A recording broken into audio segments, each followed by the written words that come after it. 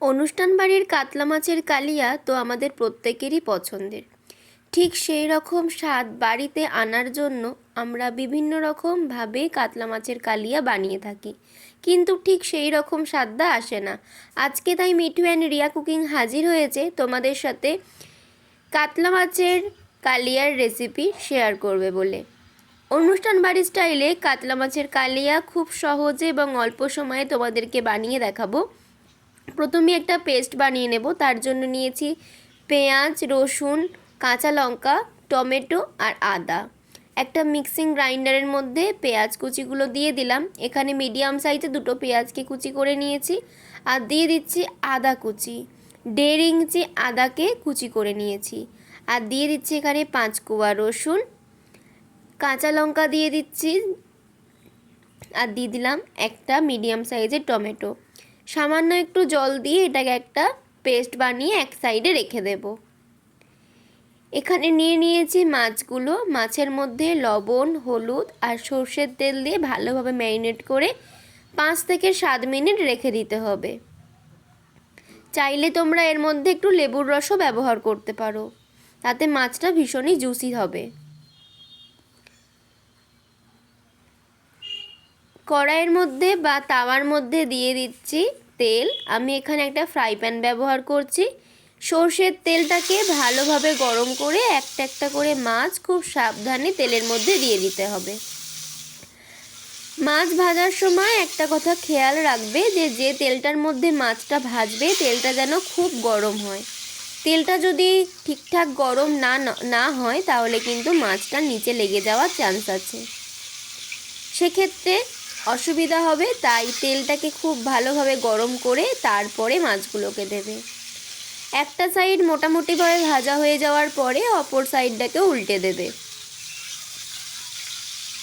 দুটো সাইডকে সমানভাবে ভেজে নিতে হবে।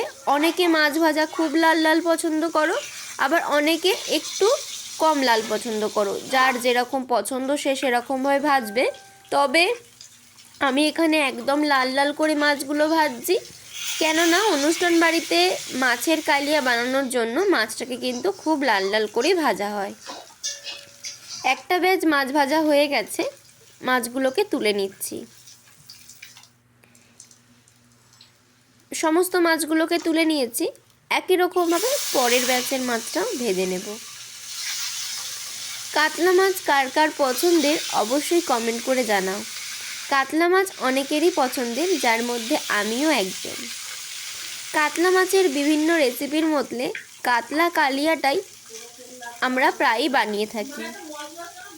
তাই কাতলা কালিয়ার স্বাদটা একটু অন্যরকম আনার জন্য বা তোমাদের সাথে একটু অন্যরকম রেসিপি শেয়ার করার জন্য শেয়ার করলাম এই কাতলা মাছের কালিয়ার রেসিপিটা।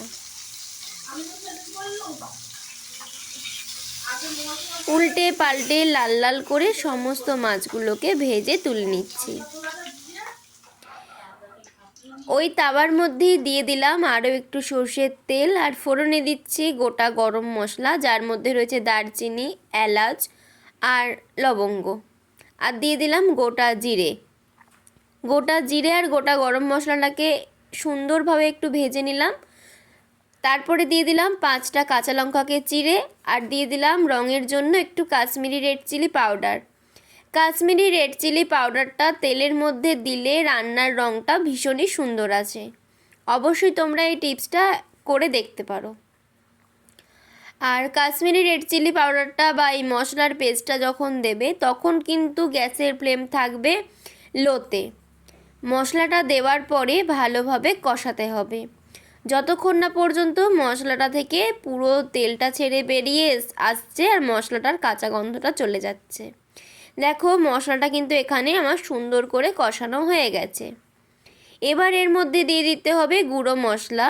দিয়ে দিলাম 1/2 চামচ হলুদ গুঁড়ো, ঝালের জন্য দিলাম 1/2 চামচ লঙ্কা গুঁড়ো, জিরে গুঁড়ো দিলাম 1/2 চামচ, আর ধনে গুঁড়ো দিলাম 1/2 চামচেরও একটু কম। সমস্ত গুঁড়ো মশলাগুলোকে দেওয়ার পর সুন্দর করে ভেজে নিচ্ছি। অনেকেই এখানে কমেন্ট করতে পারো যে ননস্টিকের জিনিসে তো কাঠের খুন্তি ব্যবহার করতে হয়, কিন্তু কাঠের খুন্তিতে আমি বেশি কমফোর্টেবল ফিল করি না, তার জন্য আমি স্টিলের খুন্তিতেই রান্নাটা করছি। স্বাদটা ব্যালেন্স হওয়ার জন্য দিয়ে দিলাম 1/2 চামচ মতো চিনি। চিনিটাকে দিয়েও একটু কষিয়ে নেওয়ার পরে দিয়ে দিচ্ছি জল। যতটা পরিমাণ তোমরা গ্রেভি রাখতে পছন্দ করবে ততটুকু জল দেবে। তবে এই মাছের কালিয়া বা কাতলা কালিয়াটা কিন্তু খুব বেশি গ্রেভি রাখলে একদমই ভালো লাগবে না, মাখা মাখা টাইপের হবে, মানে একটু অল্প জুস থাকবে, সেই রকমই কিন্তু খেতে ভালো লাগে। দিয়ে দিলাম স্বাদ মতো লবণ। লবণটাকে দেওয়ার পরে এটাকে ভালোভাবে ফুটিয়ে নিয়ে একটা একটা করে ভেজে রাখা মাছের টুকরোগুলো দিয়ে দিতে হবে।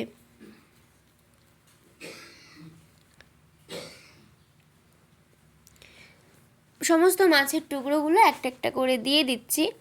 আর এই রকমভাবে যদি তোমরা কাতলা কালিয়া বানিয়ে দেখো বাড়িতে, আশা করি তোমাদের ভীষণই ভালো লাগবে। আর একদম অনুষ্ঠান বাড়িতে যে কাতলা কালিয়ার স্বাদ তোমরা পাও, সেই কাতলা কালিয়ার স্বাদটাই তোমরা বাড়িতেই পাবে। তো আজকের রেসিপিটা তোমাদের কেমন লাগলো অবশ্যই কিন্তু কমেন্ট করে জানাতে ভুলবে না। যদি তোমাদের আজকের রেসিপি ভালো লাগে তাহলে অবশ্যই লাইক, কমেন্ট, শেয়ার এবং সাবস্ক্রাইব করে আমাদের পাশে থেকো। আজকের মতো এখানেই টাটা।